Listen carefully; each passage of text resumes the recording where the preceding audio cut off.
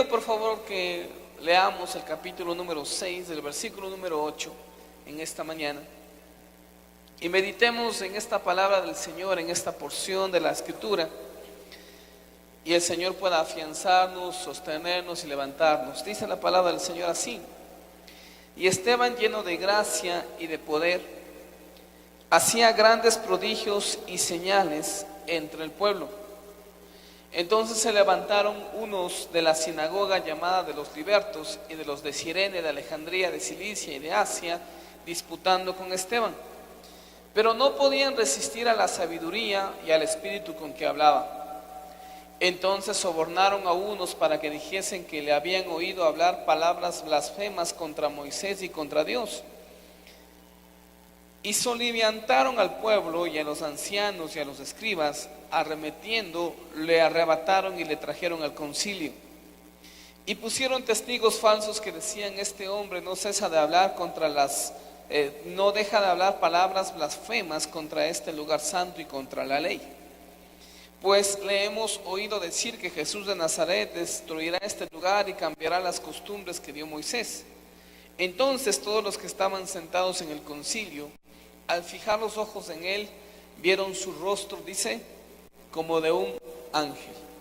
Señor, oramos por tu palabra y te pedimos, papá bueno, que nos hables a través de ella, que nos desafíes, que sea una mañana de esperanza, una mañana de convicción, una mañana donde podamos, Señor, entregarte lo mejor de nosotros, y que tú, Señor, seas bendiciéndonos, ayudándonos, fortaleciéndonos, y que en el nombre de Jesús, Señor, tu bendición esté sobre nosotros. Te honramos en el nombre de Jesús. Amén y amén. Cuando usted lee el capítulo número 6 de Hechos, se encuentra con una introducción en el versículo número 5 del capítulo número 6, que están hablando sobre la elección de unos diáconos. Y el escritor de Hechos, Lucas, empieza a meter a Esteban en la narrativa, a meter a Esteban en su realidad, a meter a Esteban en lo que querían hablar, en lo que querían decir, en la historia, en la convicción de la iglesia. Y dice el versículo número 5: y agradó la propuesta a toda la multitud, y eligieron a Esteban, varón lleno de fe y del Espíritu Santo, a Felipe, a Prócoro, a Nicanor, a Timón, a Parmenas y a Nicolás, prosélito de Antioquía. En el versículo número 5, usted escucha cómo de pronto la narrativa mete a un hombre y pone una característica de un llamado Esteban.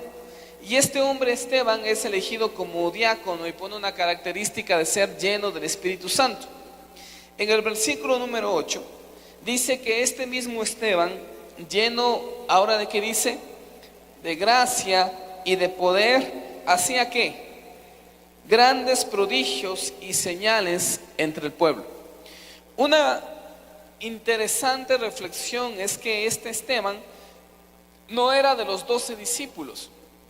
Recuerde que la iglesia recién se estaba formando y Jesús recién estaba ascendido y la iglesia está trabajando, pero Esteban no es de los 12 discípulos, es posiblemente de esos 120 seguidores que estaban con Jesús en el momento de su resurrección hasta el momento en el que fue levantado y fue llevado a cabo en la ascensión. Interesantemente, a este Esteban no es uno de esos discípulos marcados que uno puede decir es que es Pedro, es que era Juan, es que era Andrés, alguno de esos discípulos que estaba lleno del Espíritu del Señor, que había sido ministrado por el Señor, y este era un hombre que estaba llevando bendición. De ninguna manera. Más bien se está planteando la idea de que Esteban era un creyente como todos, un creyente que estaba entendiendo lo que el Señor quería, un creyente que estaba comprendiendo lo que el Señor decía, pero un creyente que había dedicado su vida delante del Señor. Si ahora lo están poniendo de diácono, y seguramente había mostrado buen testimonio, como una reflexión adicional uno pensaría en el futuro de la iglesia, y tal vez muchos de ellos decían: tenemos a Pedro, tenemos a los discípulos, pero cuando se necesite un nuevo pastor en alguna otra iglesia, cuando se necesite un nuevo misionero, cuando se necesite otro líder en algún ministerio, ya contamos con uno, ya contamos con Esteban. Miraban a Esteban como un prospecto, miraban a Esteban como una persona que a futuro en la palabra del Señor podría llegar a dar más, que ahora se dedicaba a evangelizar, que había señales, había milagros y había prodigios. En otras palabras, Esteban era como uno de esos hombres de la iglesia primitiva que había traído esperanza a la iglesia, que había sido lleno del Espíritu Santo, que se ponía como un referente diciendo: si Esteban, que no es discípulo, si Esteban, que no es de los apóstoles, puede hacer milagros, señales y prodigios, entonces el Señor puede respaldar a cada uno de los miembros de su iglesia. Amén. Lo estaban poniendo como un referente. Si se necesitaba a alguien, ahí estaba Esteban. Si había una idea de que alguien tenía que continuar el legado de la iglesia primitiva, si alguien tenía que salir a predicar, pues Esteban estaba ahí. Es como un líder potencial de la congregación, es como un líder ahí puesto para que Dios haga algo. Pero Esteban empieza a marcar una vida diferente y empieza a desafiarnos de esta mañana, porque él estaba lleno de gracia, lleno de poder, hacía grandes milagros, hacía prodigios delante del pueblo. Pero dice que aún en el versículo 10, la gente que estaba contendiendo con él no podían decirle nada, porque tenía suficiente sabiduría y el Espíritu del Señor estaba sobre él. Y dice que arman incluso una serie de mentiras para poder arrestarlo y para poder apresarlo. Entonces, Esteban nos empieza a decir esta mañana algo: que cuando alguien quiere servir al Señor, que cuando el Señor respalda tu vida, que cuando el Señor empieza a respaldar los caminos que das, cuando sientes que tus caminos están bajo el dominio del Señor, que tal vez hay un milagro, que tal vez hay un prodigio, que estás viviendo palpablemente la comunión con el Señor y estás caminando de esa manera, tú podrías llegar a pensar y podríamos llegar a pensar que entonces todo tendría que resultar bien y que todo tendría que estar perfecto, que ya que estamos bien empoderados del Señor, que ya que estamos bien llenos del Señor, entonces todo nuestro caminar tendría que ser bueno, tendría que ser perfecto, lleno de cosas espirituales a montones. Y claro, Esteban nos pone así y dice que alguien a quien el Señor respalda mirará esas cosas. Pero alguien que también está decidiendo servir al Señor firmemente, siempre tendrá que ser probado, y en medio de nuestra prueba tendremos que definir de qué estamos hechos y cuál es nuestra reacción en medio de una circunstancia complicada. Quiero que vea dos extremos de esta mañana. El extremo de una iglesia que mira a Esteban como un hombre de Dios que puede llegar a dar mucho para él, y el otro extremo de un hombre llamado Esteban que ahora está siendo encarcelado, y la narrativa dice que él llega a ser el primer mártir de la iglesia. Es decir, que llega a ser el primer hombre asesinado por defensa del evangelio. Este mismo Esteban que está lleno del Espíritu Santo, en esta conversación, cuando él empieza a hablar y a predicar el evangelio acompañado de señales, milagros y prodigios, la persecución es tan grande que él llega a ser el primer mártir y es asesinado por los judíos de esa época que estaban en contra del cristianismo como tal en sus primeros inicios. ¿Por qué hacer esta referencia? Porque cuando el versículo número 15 dice que lo están molestando, que lo están acusando, la referencia bíblica del versículo 15 dice que entonces todos los que estaban sentados en el concilio, al fijar los ojos en él, ¿qué dicen? Vieron su rostro como el de un ángel. Y vamos a sacar algunas conclusiones de esta mañana. La primera es que el creyente debe reaccionar con paz en medio de la dificultad. Dígale al que está al lado suyo: si tienes dificultades, tienes que estar en paz. Dígaselo. Ahora regrésele a ver otra vez y dígale: en serio, sé que tienes dificultades, pero tienes que estar en paz. No sé, pero se usa mucho esta figura, ¿no?, de tener un rostro angelical, ¿no es cierto? ¿Qué le puede inspirar un rostro de ángel a usted? Yo creo que paz. Porque claro, le puede deslumbrar, le puede decir, no, y qué bonito, qué bonita, pero de pronto lo que viene, como es algo espiritual, debe ser manejado con algo de paz. Y lo primero que están viendo es a un Esteban que estaba realizando milagros, prodigios, que ahora es apresado por el concilio, y él en su espíritu debe haber sentido que las cosas se iban a poner malas, pero de pronto la primera reacción de Esteban es sentir paz, pero no es una paz fundamentada en su sentir, porque si usted le pregunta a quien está al lado suyo y está en problemas y le dice, ¿tienes paz?, y le va a decir, imposible tener paz. ¿Cómo voy a tener paz? Si me está sucediendo esto, me está pasando esto, ayer tuvimos esta situación, ayer se complicó todo, pastor, todo estaba bien, pero ahora estamos complicados. Uno no puede decir yo estoy en paz. Si aún puedo llegar a la iglesia medio afligido, yo no tengo paz. Pero lo que Esteban está transmitiendo es que lo que diría Pablo después, que hay una paz que sobrepasa todo entendimiento. Y donde Esteban está cimentado es en la paz en Dios. La paz que provoca a Dios, la paz que provoca la relación con Dios, tiene que hacernos descansar en Él. Seguramente Él está humanamente afligido, humanamente intranquilo, pero la gente está mirando en Él un rostro como de un ángel, porque está entendiendo que el Señor está tomando el control de la circunstancia.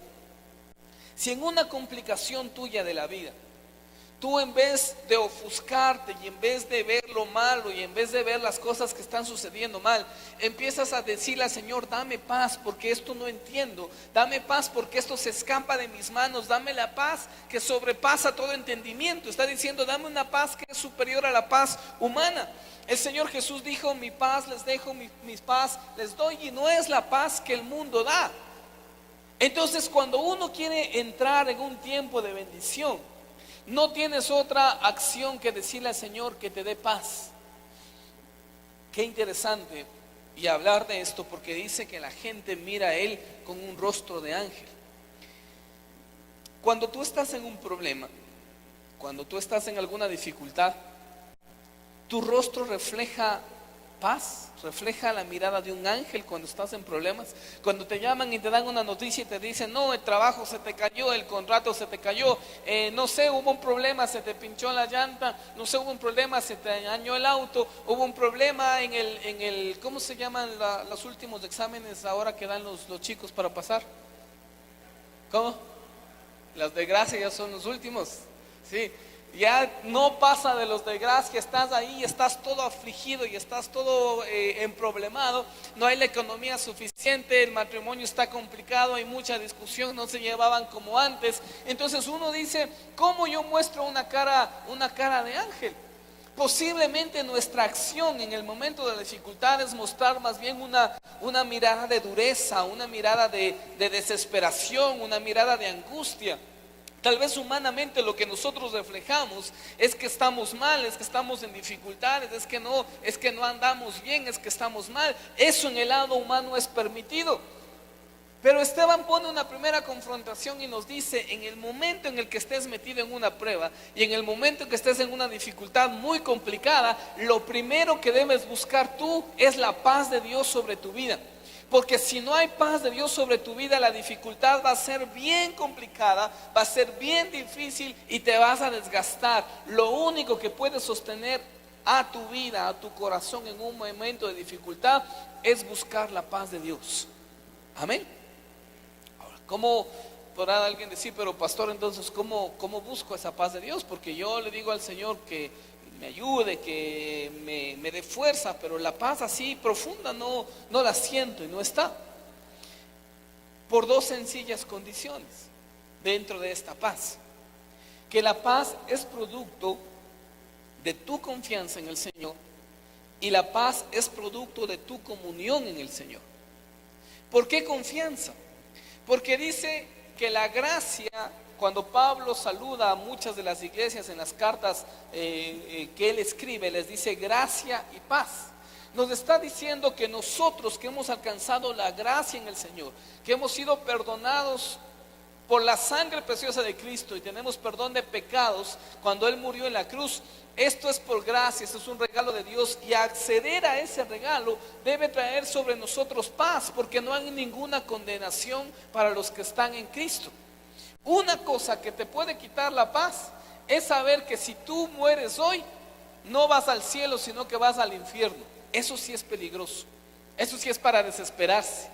Eso sí es para estar sin saber, porque la Biblia dice que los únicos que irán a la presencia del Señor son aquellos que hemos abierto el corazón y hemos aceptado a Cristo como Señor y Salvador. Ahí entonces puedes tener paz para con Dios, porque éramos enemigos de Dios. Entonces la paz a la que se refiere está fundamentada en que si el Señor perdonó tus pecados y Cristo murió en la cruz, que es el máximo sacrificio, vuelve a decir Pablo, ¿cómo el Señor no les dará las cosas, aún las que ustedes pidan, si la mayor de las condiciones ya fue dada, que fue Cristo? ¿Qué produce paz en tu vida? La confianza que está cimentado en Cristo. Si Esteban tiene paz en ese momento es porque sabe que está cimentado en Cristo. No está tambaleando, no está diciendo, ¿y será que ahora esto que me está pasando es porque ayer pequé? ¿Será porque esto es consecuencia de lo que ayer hice? ¿Será consecuencia de esto es lo que pasó? Entonces no estás firme en el Señor. Cuando estás firme en el Señor te produce paz, porque estás convencido contigo mismo de que estás caminando conforme a lo que Dios quiere. Una cosa es la confianza para producir paz, pero la otra cosa es la comunión con el Espíritu de Dios. Los versículos que acabamos de leer muestran, dicen, a un Esteban lleno del Espíritu Santo. Uno solamente puede enfrentar una situación complicada con vida espiritual. Si la vida espiritual no te sostiene, imposible vas a tener paz. Y la artimaña en la que muchas veces nosotros caemos es que cuando estamos en la dificultad y cuando estamos en el problema, lo que menos hacemos es orar. Lo que menos hacemos es buscar la presencia del Señor. Nos afligimos, nos desgastamos. Es como que diríamos, Señor, pero si orando no pasa nada, peor. Entonces así, y uno se empieza a desequilibrar, y uno no empieza a buscar lo que Dios dice, y uno no empieza a encontrar lo que Dios dice, y la aflicción te va absorbiendo porque no hay vida espiritual. Cuando te dan una mala noticia, aunque nos cueste humanamente reaccionar, porque humanamente nos gustaría echarnos a llorar, quejarnos, lastimarnos, lo que sea, cuando recibes una noticia que no es buena, lo que el Señor quiere sobre tu vida es que le busques y empieces a tener comunión con el Señor, porque solamente la intimidad y la oración es la que puede producir sobre tu vida paz. No hay otra acción. Y lo que menos hacemos, hermanos, delante del Señor, les digo, es que cuando estamos mal, cuando estamos trabados, cuando no estamos caminando correctamente, no buscamos tiempos de oración delante del Señor. Y nuestra intimidad cae, y por eso no hay paz. Esteban nos dice que para afrontar una condición se necesita paz, hermanos. Se necesita paz. Y la paz que solamente el Señor puede dar. Quisiera que vayan adelantando un poco conmigo hasta el capítulo número 7.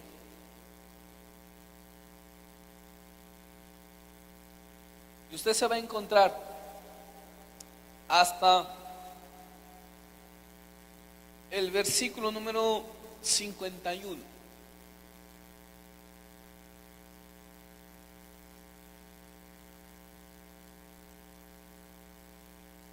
Les decía que la primera condición para afrontar una situación difícil es buscar la paz de Dios para poder sostenernos. Amén. Lo segundo es que tú debes tener palabra en el corazón para afrontar una circunstancia difícil. Quiero que lea el versículo 51. Dice: duros de cerviz e incircuncisos de corazón y de oídos, vosotros resistís siempre al Espíritu Santo como vuestros padres, así también vosotros. ¿A cuál de los profetas no persiguieron vuestros padres y mataron a los que anunciaron de antemano la venida del justo, de quien vosotros ahora habéis sido entregadores y matadores? Está refiriéndose a Jesús. Versículo 53. Vosotros que recibisteis la ley por disposición de ángeles y no la guardasteis. Oyendo estas cosas, se endurecían en sus corazones, y que dice ahí, y crujían los dientes contra él. Cuando usted se para en el libro de los Hechos y usted leería los primeros 50 versículos del capítulo número 7, va a encontrar una defensa de Esteban en medio de la dificultad bien firme. Los judíos, por ende, amaban la palabra y eran instruidos hasta los 12 años en mucha palabra del Señor. Por eso se tenía ese versículo que usted también lo sabe, que dice: instruye al niño en su camino, y aunque aún fuere viejo, no se apartará de él. Cuando instruimos a los niños, cuando están en la presencia del Señor, cuando están aprendiendo Biblia, cuando están metiendo Biblia en el corazón, en algún momento va a salir. En algún momento va a salir toda esa condición, en algún momento va a salir la palabra que está cimentada. Estamos hablando con un hombre lleno del Espíritu Santo, pero también estamos hablando con un hombre que tenía palabra del Señor para defenderse. Recuerde usted la tentación de Jesús. Dice que el diablo lo llevó al desierto y lo tentó. ¿Con qué respondió el Señor a la tentación? Con palabra. Era palabra que estaba metida en el corazón. Voy a hacerle una referencia, porque nos podríamos nosotros volver a un poco fetichistas, es la palabra. Es decir, agarrar cosas que parecerían ser santificadas para que nos ayuden en el momento más difícil. Entonces estás pasando una prueba, estás pasando una dificultad, y es como que el diablo te estuviera enfrentando y te está diciendo: no, es que no vas a salir de eso, es que va a ir mal, es que todo se va a acabar. Y ese rato desesperadamente yo tengo que ir a la Biblia, para abrir la Biblia, para ver por dónde me sale algún versículo, para ver qué es lo que Dios dice en el momento de la dificultad, y como poner el dedo así por arte de magia y decir: bueno, yo necesito palabra para defenderme, y donde caiga, entonces yo tengo que decirle al diablo lo que dice la palabra. Y luego dice, en este versículo dice: vino luego a sus discípulos y les halló durmiendo, y dijo a Pedro: así que no habéis podido velar conmigo 1 hora. Entonces yo digo: no, esto me está diciendo el Señor. Entonces Dios me está diciendo que lo que yo no he hecho es poder velar, y lo que está pasando ahorita en mi vida es producto de que yo no estoy haciendo las cosas bien con Dios, y ahí me termino de fundir absolutamente. A veces pensamos que la Biblia y la relación espiritual es así. Estoy en un problema, entonces ahora sí voy a orar, ahora sí le voy a pedir al Señor, le digo: Señor, háblame, y Señor, dime alguna cosa. Y como que por arte de magia, cuando yo abro la Biblia, tengo que encontrar alguna respuesta del Señor para mi aflicción. Y como que estuviera orando, y donde cae: Señor, háblame, y aquí me vas a hablar. Entonces dice: entonces el profeta Isaías vino al rey Ezequías y le dijo: ¿qué dicen estos hombres y de dónde han venido a ti? Ezequías respondió: de tierra muy lejana han venido a mí de Babilonia. ¿Qué tiene que ver con lo que estoy pasando? Nada. Porque a veces utilizamos a la misma Biblia como que fuera un fetiche, ¿me entiende? Como que: ay, Señor, estoy en prueba, estoy en dificultad, háblame por favor. Y ese rato sí doblo rodillas, ese rato sí me pongo de: Señor, estoy mal, no tengo para pagar la deuda, no tengo para pagar esto, dame una respuesta, Señor, dime algo por favor. Y otra vez, a donde caiga el dedo, y bueno, y dijo Amán al rey Asuero: hay un pueblo esparcido y distribuido entre los pueblos. No, eso no es para mí, Señor, no debe ser. Señor, háblame por favor, dime alguna otra cosa, alguna cosa diferente. ¿Me entiende? Y estoy buscando que Dios me hable. Aquí tengo alguna cosa subrayada, ¿no es cierto? Entonces voy a mis subrayaditos de siempre y digo: el Espíritu del Señor está sobre mí, porque me ha ungido Jehová y me ha enviado a predicar buenas nuevas a los abatidos. Y agarro fuerza y digo: Señor, tú estás conmigo, el Espíritu de Dios está conmigo. Yo, aunque soy abatido, estoy conmigo, Señor, y me vas a sacar. Pero vas, y a las 2 horas no pasa nada, y tienes la idea de decirle: Señor, pero no me hablas, no me dices nada, no pasa nada. Por una sencilla razón: porque cuando el Señor te habla, el Señor quiere utilizar lo que tú tienes adentro de palabra. No va a utilizar lo que tú tienes afuera de palabra en un momento de dificultad. El Señor va a utilizar lo que tienes adentro. Cuando Esteban se defiende, él se defiende con la palabra que él había estudiado y con la palabra que tenía en el corazón, con lo que se había hecho ya aquí una raíz, con lo que había sido llevado por el Señor. Y lo que el Señor está haciendo es recordándole palabra. Recuerda ese versículo en el que el Señor le dice a los discípulos: cuando tengan que dar testimonio, cuando tengan que enfrentarse a alguien, no se preocupen, porque yo mismo pondré palabras en su boca. Pero ¿de dónde salen esas palabras?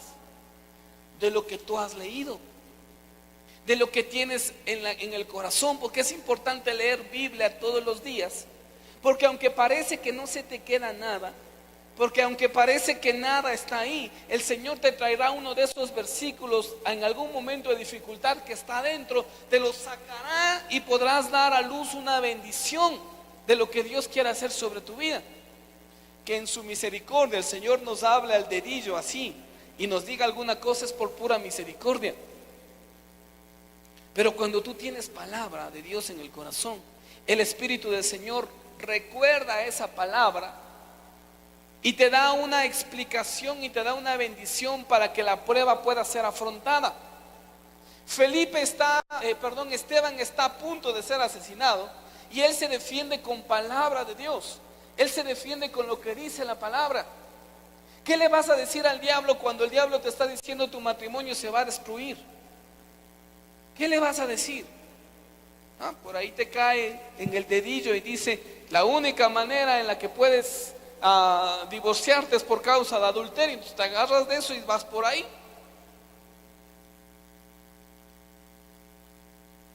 ¿Qué le vas a decir al diablo cuando el diablo te está tentando en la economía?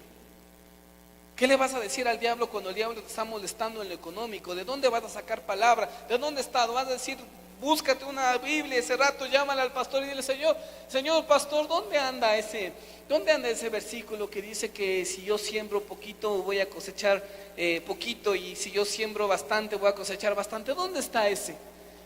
¿Me entiende? Y puedes pasarte 2 días preguntando dónde está ese versículo, porque no hay palabra en el corazón.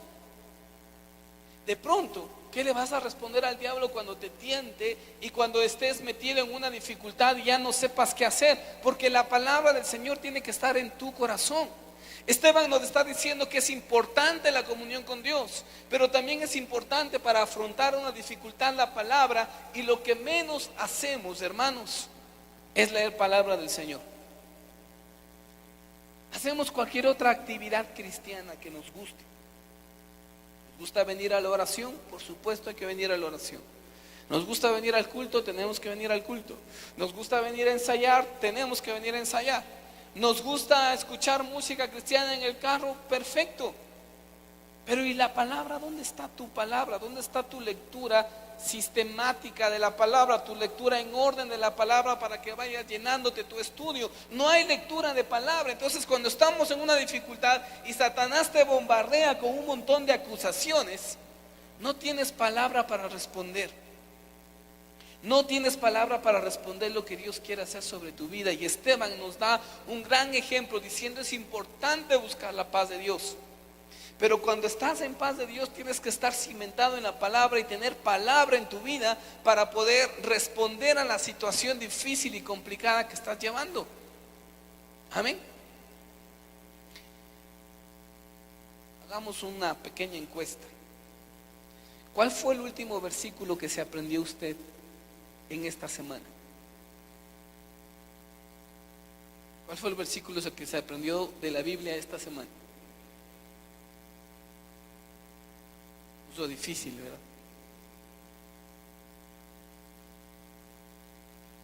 Si le pregunto: ¿en qué capítulo va 3 familias? ¿Será que alguien me responde? ¿En qué capítulo va Moisés, la serie del canal? Vea, para que vea. Vamos bien. Si le pregunto cualquier tema, usted va a tener una respuesta. Pero si le digo cuál fue el versículo de la semana, no está. Vamos, ¿cuál fue el versículo del mes que usted aprendió en este mes? todavía complicados. ¿Cuál fue el versículo de los últimos 3 meses que usted se aprendió, hermano, de la palabra?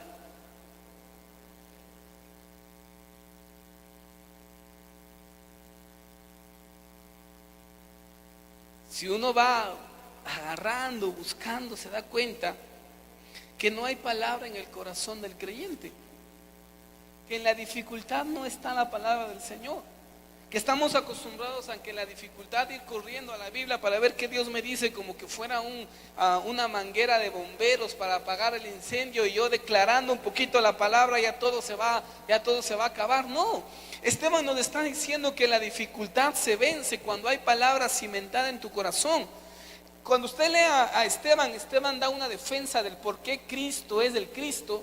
Desde la creación del mundo hasta que lo asesinaron, está metiendo en su discurso de 50 versículos que tenemos acá, más de 2000 años de historia. Entonces está metiendo ahí diciendo es que esto es de la palabra. Entonces cuando un creyente se olvida de la palabra, es más susceptible a cualquier ataque del diablo. Y Esteban está diciendo, los ataques son tan peligrosos que tú no sabes cuál es el propósito final del ataque, o cuál es el propósito de que tú tengas que enfrentar esto, pero si no tienes palabra se vuelve una complicación. ¿Entiende? Estamos sintonizados. Usted le enseña versículos a sus hijos, ¿verdad? Amén. Y se aprende los versículos que enseña a sus hijos. Ahí va. A ellos sí les cae, pero ahí, ¿verdad?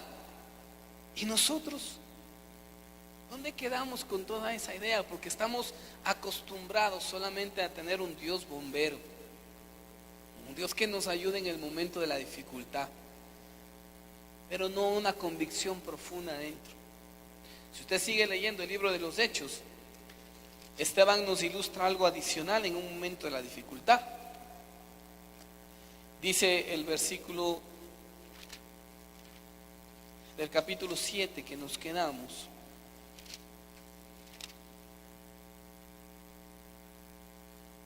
En el versículo número 7, capítulo 7, versículo número 55.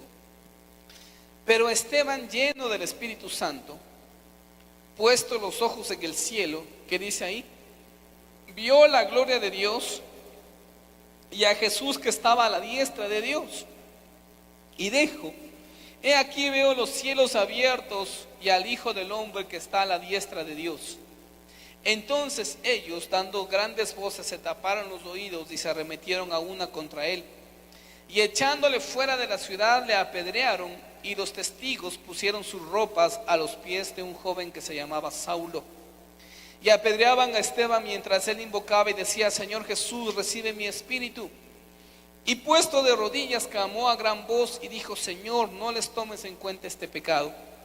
Y habiendo dicho esto, ¿qué dice? Murió.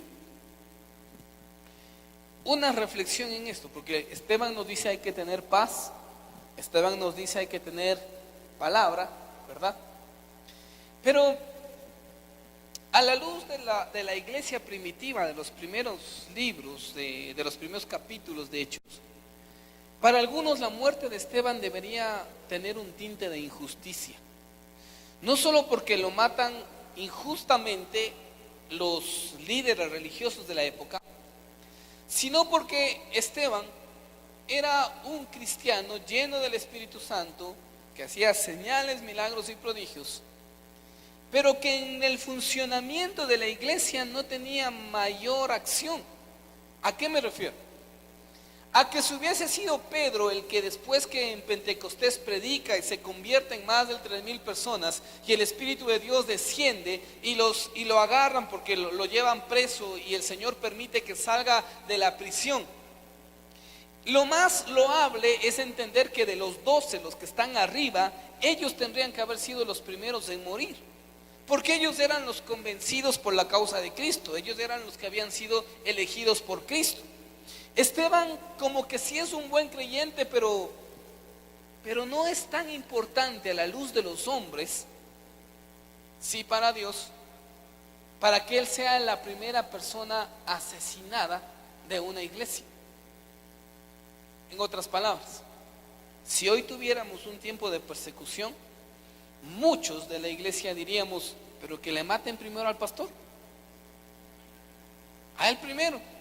Si hubiera una revuelta en la casa y están, llamémosle al pastor, él tiene que venir, tiene que hablar, predicarles, y si le matan, pues que le maten, pero él es el más indicado para morir, ¿me entiende? La lógica de muchos de ellos era, pero ¿por qué muere Esteban? Es un jovencito, ¿por qué no le mataron al viejo de Pedro? A ese mátenle, pero no le maten al jovencito de Esteban que estaba con todo un potencial, no le maten a él. ¿Me entiende? Porque para la iglesia primitiva no era concebible que esta gente lo iba a matar, lo iba a asesinar. Solo estaban diciendo, le están amedrentando, porque es jovencito, le van a amedrentar con las piedras, pero no lo van a matar, no van a hacerle nada. Pero el resultado final de la vida de Esteban es ser un líder prodigioso, es ser un líder lleno de señales, cuyo ministerio no duró mucho, porque estamos hablando de que esto debe haber pasado por lo menos en el primero o segundo año de la vida de la iglesia, no más, si solamente son meses. Porque después de esto la iglesia sale a predicar en otros lugares, es cuestión de meses. Esto pudo haber pasado en el primer año. Un ministerio de un joven lleno del Espíritu Santo que solamente duraba un año para llevar bendición sobre otras personas. Seguramente Esteban, cuando dice en el versículo número 55, pero Esteban, lleno del Espíritu Santo, puesto los ojos en el cielo, vio la gloria de Dios y a sus hijos que estaban a la diestra de Dios. Esteban está empezando a entender que tiene palabra, que tiene paz, pero que esta gente lo quiere matar. Y el Señor empieza a mostrarle que en el momento de la dificultad más peligrosa que tengas en tu vida, hay un principio que uno debe anhelar: es encontrar al Señor en medio de la dificultad. Si estás pasando una dificultad, el Señor tiene un propósito con esa dificultad. Si estás pasando una condición difícil, el Señor tiene un propósito para que tú le encuentres a Él. Porque las dificultades no se pasan así nomás, sino que el Señor te está diciendo a través de Esteban, Él está ya puesto contra la pared posiblemente, y eran tan salvajes para asesinar a alguien a causa de esta especie de justicia, que uno se lo ponía delante y lo echaban al piso y le caían las piedras de encima hasta matarlo. En el caso de Esteban parece que lo ponen contra una pared y empiezan a lanzar desde lejos unos molones grandotes para partirle la cabeza, para partir su cuerpo, para asesinarlo. Esteban se está dando cuenta que las cosas están poniéndose mal. Y en medio de la dificultad y donde su vida misma podría estar terminando, el anhelo de Esteban es mirar al Señor. Cuando tienes una dificultad, cuando las cosas no están yendo bien, lo primero que debes buscar es decirle: Señor, ¿qué me quieres enseñar ahora? Porque sí te conozco, porque sí palabra, porque sí hay paz. Pero ¿qué me quieres enseñar ahora? Porque este hombre veía al Señor todo el tiempo. Este hombre era lleno del Espíritu Santo. Este hombre hacía milagros, señales, prodigios. Tenía una comunión con el Señor. No era la primera vez que veía al Señor. Pero el Señor se lo está mostrando de una manera diferente. Le está diciendo: oye, en el momento de la dificultad tú tienes que ver al Señor de una manera diferente. En otras palabras, la espiritualidad con la que tú afrontas un problema y el problema sigue dañando, es porque tu espiritualidad no está lo suficientemente alta para soportar este problema. La espiritualidad en la vida del cristiano tiene que ir subiendo. La espiritualidad en la vida del cristiano tiene que ir aumentando. La carne tiene que menguar. Usted y yo tenemos que ser espirituales en un momento de dificultad para saber qué es lo que Dios dice y qué es lo que Dios quiere. Cuando tú afrontas la dificultad en la carne, hay enojo, hay ira, hay contienda, hay problemas, hay dificultades, hay engaños, hay mentiras, hay odio, todo hay como fruto de la carne, resentimientos, dolores cuando estás en un problema y estás afrontando las cosas en la carne. Si en una dificultad, escúcheme bien lo que le digo, si en una dificultad, en medio de la prueba, estás teniendo resentimientos, estás teniendo aflicciones, iras, peleas, Si estás teniendo todo fruto de la carne en tu vida en un momento de dificultad, es porque estás peleando mal. Es porque estás peleando en la carne, estás peleando en tu humanidad, no estás peleando algo en lo espiritual. Porque aquí no mira un Esteban que está diciendo: Señor, me están apedreando, mira mis heridas, mira cómo me están dejando, haz justicia, haz algo en contra de ellos. Esteban ni se le ocurre pensar en su cuerpo. La idea de Esteban es decir: en medio de la dificultad yo estoy viendo a Cristo, no sé lo que está pasando alrededor mío, no sé cuán grave va a ponerse esta condición, pero si yo miro a Cristo, mirando a Cristo en el centro, la dificultad debe ser pasada y la dificultad va a tener una solución. Amén.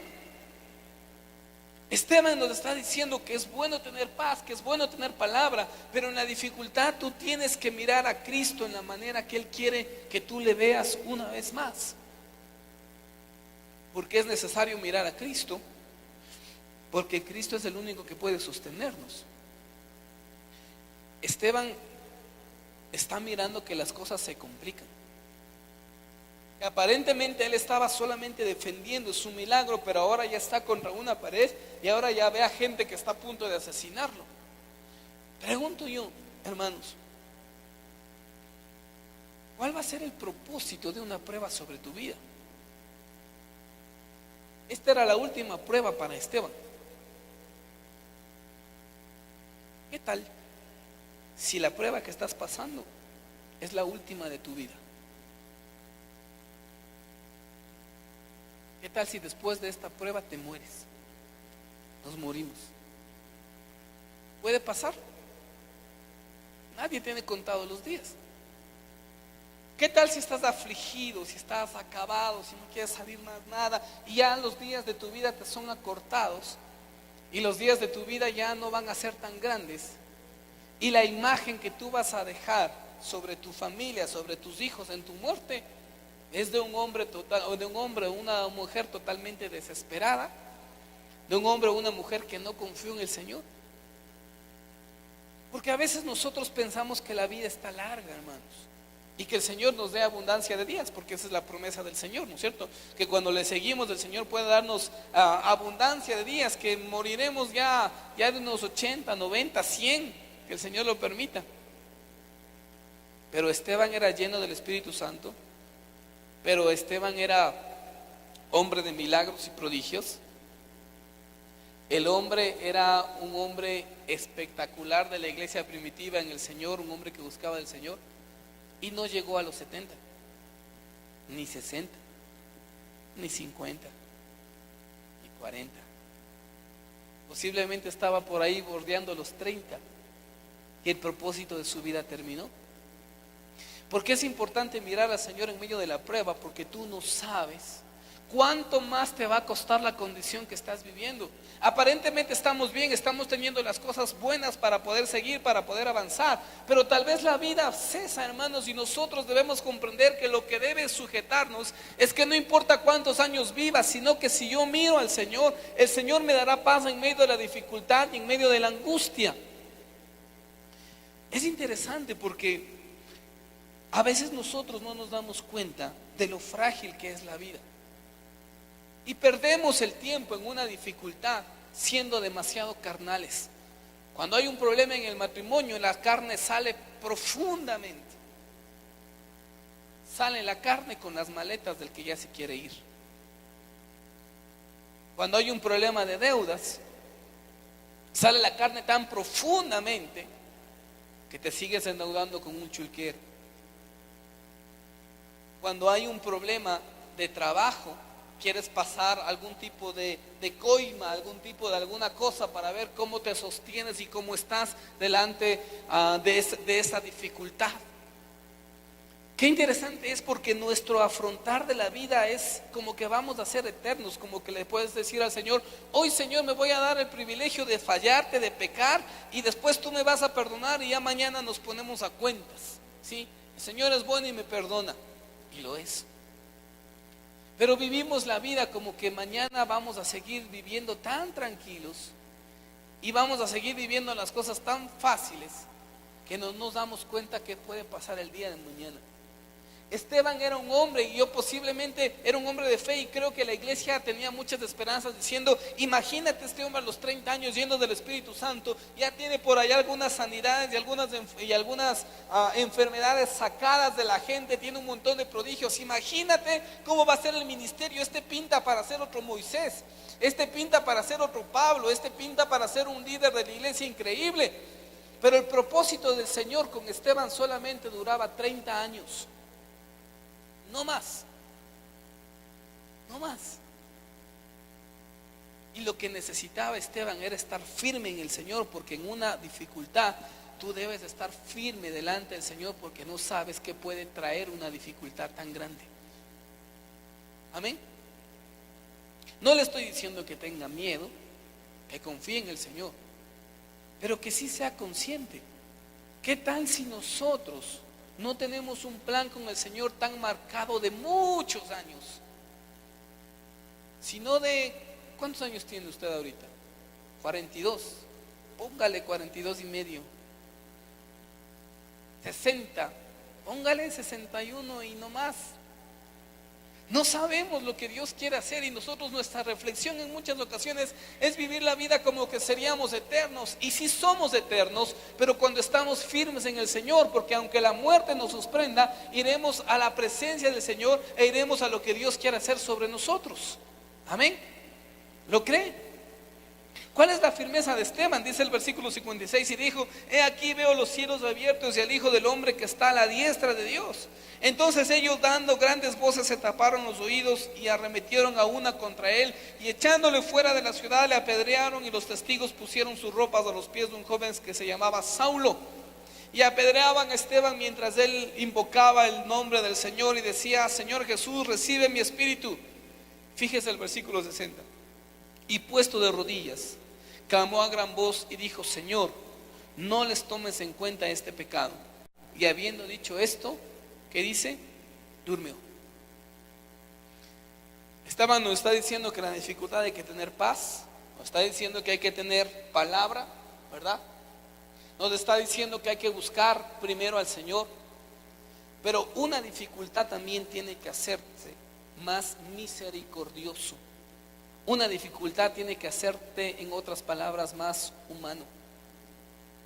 Esteban está siendo asesinado y lanza una palabra diciéndole: Señor, no les tomes en cuenta este pecado.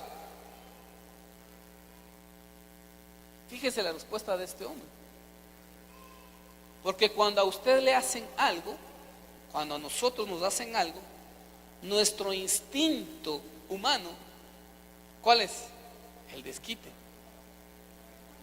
O sea, si yo fuera Esteban, le estuviera diciendo: mírale, Señor, a ese sí le conozco, a este también, a ese también, a ese también, Señor, págales conforme me están haciendo. Señor, dales y devuélveles como lo están haciendo. Cuando alguien te estafa, ¿qué pides tú? Justicia. Señor, haz justicia, haz que se dé cuenta que lo que me estafó, eso sí está mal. Cuando hay algún problema, tú pides justicia. Cuando hay alguna situación complicada, tú pides que el Señor haga algo y te defienda y muestre un montón de cosas, porque es nuestra humanidad. Pero si la prueba no te hace más humano y más humilde, entonces estamos perdiendo el tiempo.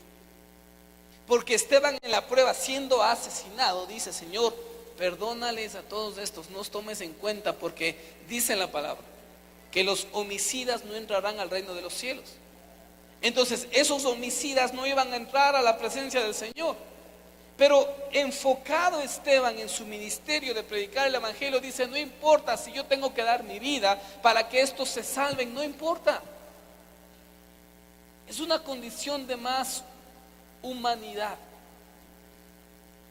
Si después de una prueba tú sigues siendo el mismo orgulloso de siempre, el mismo peleón de siempre, si tú después de una prueba, después que ya no tenías así bien difícil y estás viendo cómo el Señor te está sacando, sigues siendo el mismo orgulloso, que cuando estabas en la prueba sí orabas, que cuando estabas en la prueba sí buscabas del Señor, que cuando estabas en la prueba sí venías a la iglesia, pero ya que terminó la prueba, puedo asomarme cada mes porque ya estoy bien, puedo venir cada 3 meses, puedo orar cuando pueda porque ya estoy bien. Porque la condición en la que nosotros estamos como humanos es así. Somos bien ingratos. Pero Esteban está diciendo que las pruebas tendrían que hacernos más misericordiosos. Tal vez la prueba que tú pasas es la prueba que otras personas pasan también. Y el Señor te está permitiendo que pases eso para que puedas abrazar a otros y decirles: yo pasé y sé lo que Dios puede hacer en tu vida. El Señor lo restauró. El Señor también puede hacer algo con tu vida. Pero si estamos enfrascados solamente en nosotros mismos, nos olvidamos que los propósitos de las pruebas son para bendición, no solo de nosotros, sino del resto de la gente. Esteban entendía que su vida se le estaba acabando con esas piedras. Esteban estaba comprendiendo que el propósito de Dios en él estaba terminando.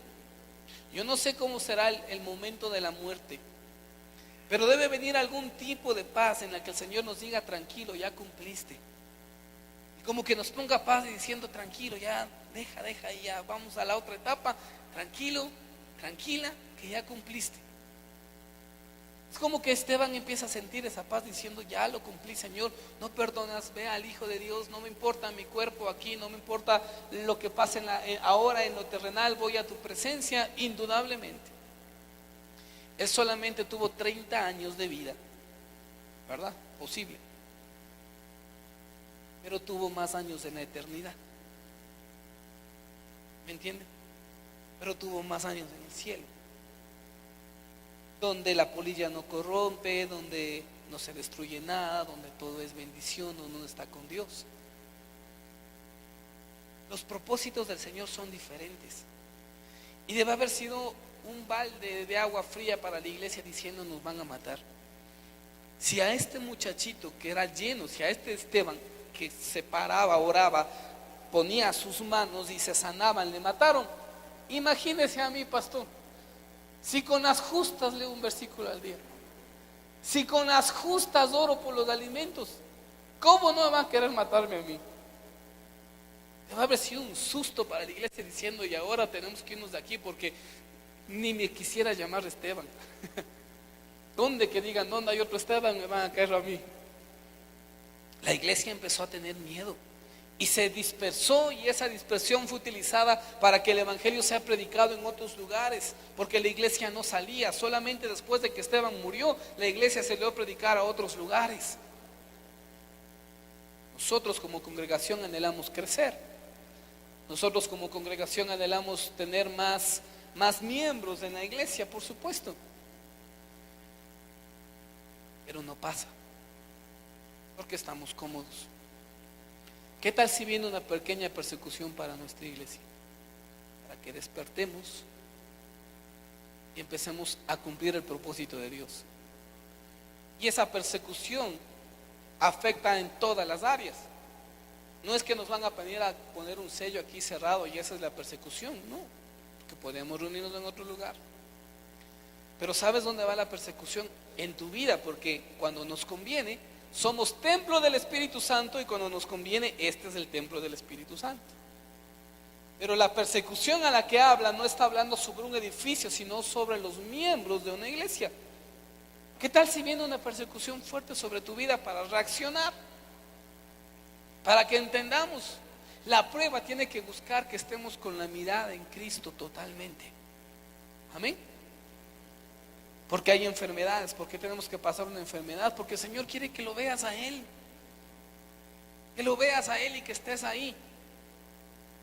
Porque en una persecución se necesita paz, se necesita palabra, ¿verdad? Se necesita tener la mirada en Cristo. Se necesita tener mayor misericordia. Y un final aspecto es que en un tiempo de persecución hay un propósito más grande de Dios sobre tu vida. Dígale a quien está al lado suyo: si tienes una prueba es porque hay un propósito también grande.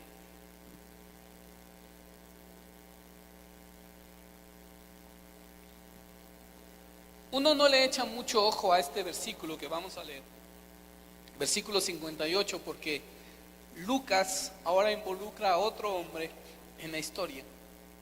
Y dice: y echándole fuera de la ciudad, le apedrearon, y los testigos pusieron sus ropas a los pies de un joven que se llamaba Saulo. Este Saulo, en el capítulo número 8, y 9 ya entra en escena. Y este Saulo es el apóstol Pablo. ¿Qué dice la escritura? Que el Señor se le asoma en el camino a Damasco, le dice: Saulo, Saulo, ¿por qué me persigues? ¿Verdad?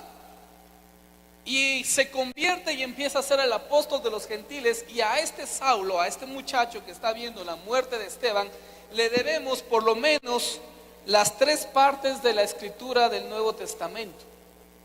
Él escribió la mayor cantidad de doctrina, este joven Saulo. El apóstol Pablo es convertido en ese día. El apóstol Pablo es impresionado en ese día. El apóstol Pablo era un hombre celoso de Dios, que necesitaba ver una convicción fuerte sobre la vida para decidir entender que el cristianismo era una realidad. Él perseguía a la iglesia porque él pensaba y porque él decía que el judaísmo estaba perdiendo fuerza y que el cristianismo y que este Jesús no era real. Pero tuvo que confrontarse con una realidad especial para entender que el Jesús al que él estaba persiguiendo era realmente Dios. Pablo solamente quedó impactado por la vida de un Esteban. Pablo solamente quedó impactado por lo que este hombre de 30 años hizo. Voy a poner así más fácil. El apóstol Pablo escribe, y vive por lo menos hasta el año 65, escribe la tercera parte del Nuevo Testamento. Él es un hombre que funda iglesias y que a través del ministerio de él, mucha gente de Asia fue salva por el ministerio que Dios le puso, y es reconocido como uno de los hombres de Dios más prodigiosos en la historia, este Pablo. Pero este Pablo no podía llegar al cristianismo si es que no había un Esteban.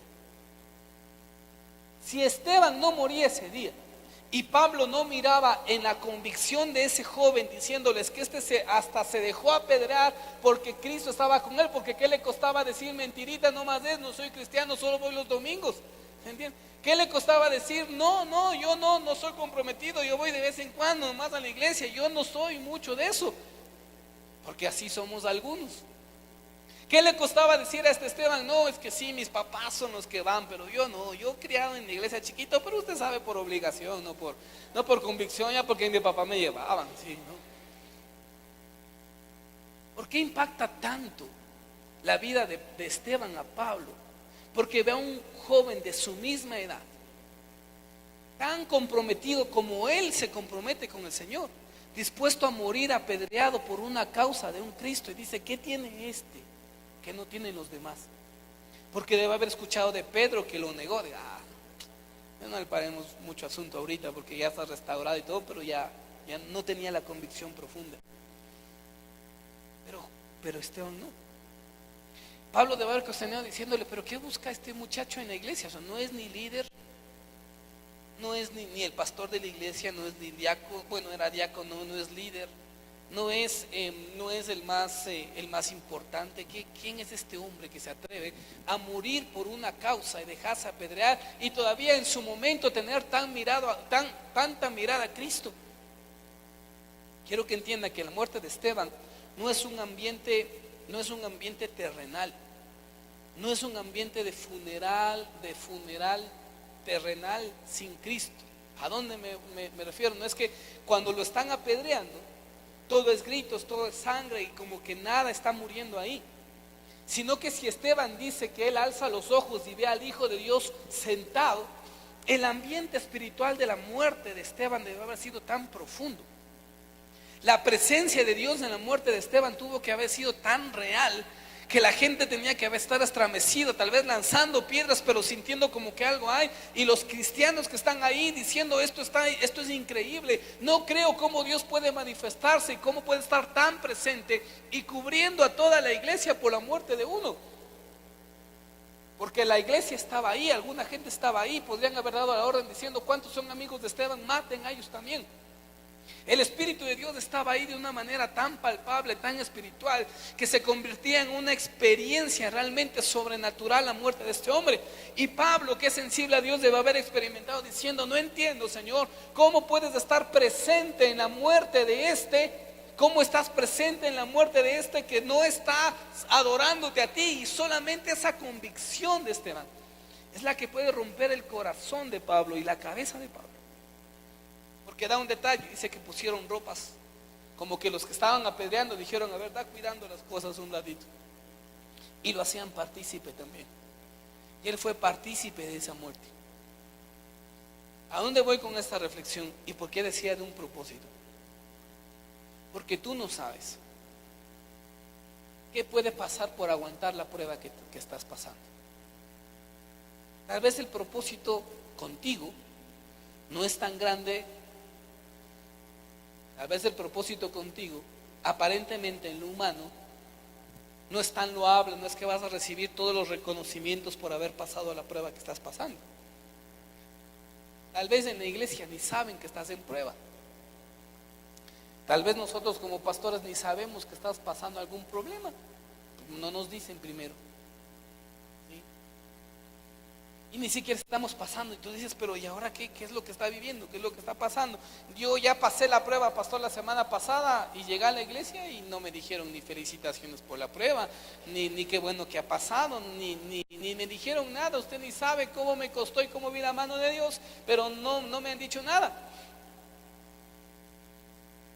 Porque hay propósitos en la palabra que son muy visibles y hay propósitos que son muy secretos. Y esos propósitos secretos son los que marcan vidas. Voy a poner un ejemplo.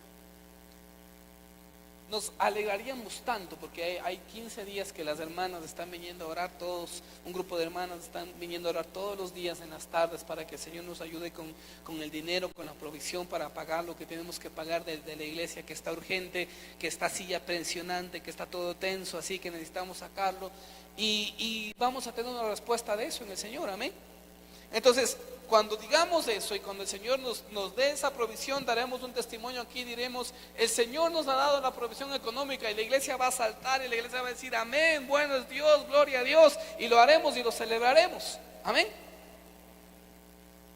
Pero hay propósitos donde nadie sabe lo que tú estás marcando en tus hijos por mantenerlos en la iglesia. Tú no sabes cuál va a ser el propósito de tu hijo después, de tus nietos después.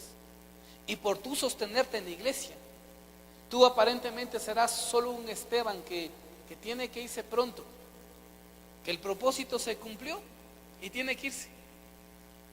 Pero lo que dejaste puesto en tu generación puede llegar a tener tanto impacto, puede llegar a tener tanta bendición a futuro. Y el propósito que tú estás haciendo es más grande de lo que tú piensas. Es que, pastor, ¿cómo sostenemos esto? ¿Cómo sostenemos esta casa? ¿Cómo sostenemos este matrimonio? ¿Cómo sostenemos esta familia? Si ya mis hijos ya nos ven así, ni siquiera sabemos qué pasa. Tal vez el Señor tiene un propósito tan grande que lo que está esperando es que estés sentado en el Señor, firme en el Señor, en espera de lo que Dios quiere hacer sobre tu vida y sobre la vida de los que están al lado tuyo. Tú no sabes si tú predicando a alguien se va a convertir en un hombre o una mujer de Dios a futuro. Uno puede estar muy tentado a dejarlo todo ahí, humanamente. Pero cuando ves al Señor, tú sabes que no hay ninguna cosa que al Señor se le escape de las manos. Y tú sabes que hay una cosa más que Dios está haciendo con tu vida. ¿Qué tal si el propósito de tu vida es, entre todas las cosas que pasan, predicar a uno?